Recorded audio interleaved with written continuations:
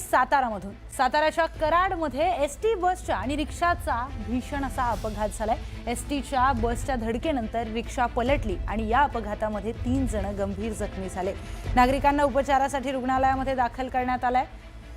तर सातारामधील कराडमधील ही घटना समोर आली आहे। बस आणि रिक्षाची धडक झाली आणि त्यानंतर नागरिकांना उपचारासाठी रुग्णालयामध्ये दाखल करण्यात आलंय। 3 जण या अपघातामध्ये गंभीर जखमी झाल्याची माहिती मिळते।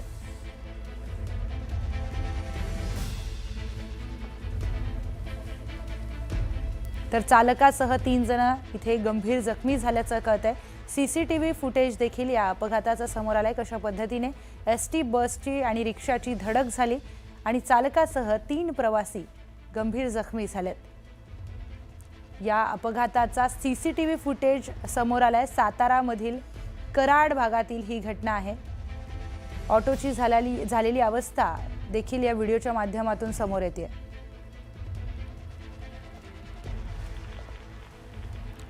तर बातमी आहे पुणे जिल्ह्यातील शिरूर तालुक्यातील न्हावरे अंधळगाव या मार्गावर टोरेंट सीएनजी कंपनीजवळ दुचाकी आणि 4 चाकी वाहनाचा अपघात झाला।